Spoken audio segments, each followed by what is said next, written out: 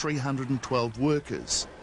It says the mine's profits have been cut to the quick by restrictive work practices, and there's no point continuing with it. In the past, it has been very difficult for management to manage.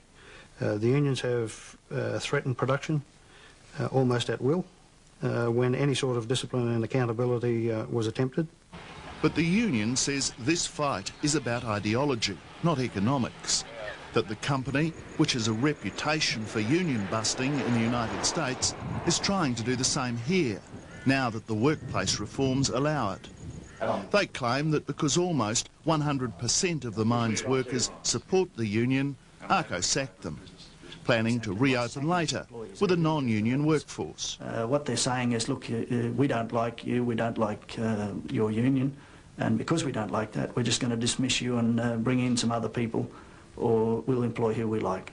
Whatever the truth, the company's decision to use an army of private investigators to protect not only the mine, which it's entitled to do, but also target some of the sacked workers, has added an alarming dimension to the dispute.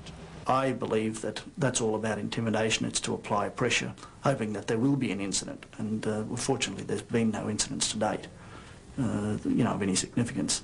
And I hope it stays that way. It frightens me. We have to show that much restraint. We're coal miners, and we work in a rough environment, and apart from coal miners, a lot of us are bushies. And this sort of treatment deserves a smack in the nose. And we can't do that because they got the guns we haven't. Ron Hawkins says security men have followed sacked workers to social gatherings, including a recent birthday party and a wedding reception. And I was feeling quite cheeky, and there's this bloke sitting in the car, so I went up and put my hand through the left-hand driver's side window, said, "G'day, I'm Lean-To, how are you?" And he said, "I'm security." And I had a bottle of champagne that we'd poured a whole heap of half-empty champagne bottles into one and slammed a cork into it. So I reached in and dropped this bottle of champers in his lap. Apparently it exploded. But no family has been intimidated in the way the Storches have. I just sat here and broke down one day because I just couldn't handle it. And I thought, it's just going on too long, and I don't know how much longer I can take it, but not for much longer the way I'm feeling. I've had enough of it, more than enough actually.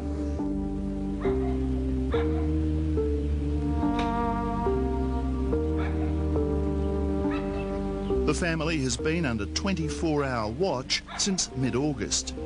In September, a security team moved into the house 2 doors away. At first, the watchers beamed an electronic tripwire across the Storches' front lawn.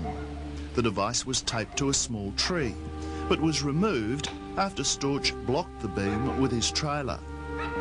Visitors to the house are photographed and followed. The family believes their conversations and telephone calls are overheard. All this has caused enormous strain. It affects both of us. You just, I don't know, you're just stressed out and you take it out on each other and the family. Everyone suffers, and you just wish to heck they'd get out of here and leave you alone, because we've done nothing wrong. And what have we done to deserve this? On occasion, Peter Storch has confronted his tormentors. They're very professional. What they say to me, yes sir, no sir, and they will answer that they are following me. They will not disclose who is hiring them. They will not disclose who they are. Our attempts to get answers drew similar responses. Excuse me, we're from Channel 9. I wonder if we could have a word with you. Would you be able to tell me what company you work for? Can you tell me why you're here? Is there someone you can suggest we can contact who can explain to us what's going on? There you go. Can you tell us who you work for? What the name of the company you work for? Can't make any comments, so I'm sorry. Who can make comment? Is it possible to get someone to give us a call and talk to us about this? Okay. Within minutes, Two supervisors appear. Does he look like a threat to national security to you? Looks deceiving. Are they? Yeah, they are. Well, I mean, what can you say about it that might convince us that... What should we say about it? Well, I mean, you're saying looks are deceiving. Am I being deceived by looking at him? Has he made threats All to I've you? said that looks are deceiving, not his looks any particular, but looks in general. Your best bet, in all honesty, if you want whatever you want to clear up, your best bet is Gordonstone mine management. But that didn't clear up much at all. We have a security plan in place. It has been in place for several months since before these major changes have occurred.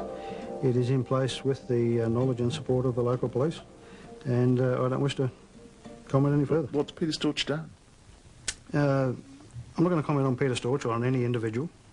He is one of 312 former employees. Fair to say there have been threats made to management and, in fact, concerns raised with management from all levels of the organisation, and we have that security plan in place. Do you think it's an overreaction to have anybody, followed around town by up to 3 carloads of security men, to have their wife followed to work at night, to have electronic beams placed across their front yard, to alert the security men when they come and go? I mean, that suggests you consider there to be some kind of major threat, doesn't it? As I've said before, there's a security plan in place. But is this appropriate? Should this be happening? No, it shouldn't be happening in today's society. So why is it? Again, we have considered all of the actions. Are they armed? Are these security guards armed? I'm unaware of what weapons they carry or what security they carry, but there are security people in place, and I'm led to believe that some of them may have weapons for which they would be licensed. Peter Storch believes he's been targeted because of an angry outburst during a mass meeting when workers were told that the mine would be closed. There was quite a bit of comment when he said that they would reopen the mine, and it was understood from the way that he was talking that he wasn't going to have any of the Gordonstone people who were belonging in the union or had union inclinations. Some of the boys said, you won't get any coal out of the mine. And I said, I'll make sure of that, I'll blow the bloody bridges. And that seemed to have brought all this on. Did you mean it? Well, I was very wild, I didn't really mean it. You were, to use a phrase, mouthing off, basically. Mouthing off, I suppose, is my own worst enemy, I suppose. The Vietnam veteran admits to a hot temper, to arguing with managers and on one occasion pushing a supervisor. But he says he sought counselling for that. I have gone and seen a psychiatrist once or twice in my life. I have spoken to them. They seem to think that I'm all here. They don't think that there is any problem for anybody. Arco has used Storch's counselling sessions to spread rumours that he's unstable, and that because he supports the gun lobby and has a collection of firearms, he's dangerous. Storch denies he's a threat to anybody, and when confronted with the allegations, he handed his weapons into the police. He says he's been told he will be charged because he failed to surrender 3 rifles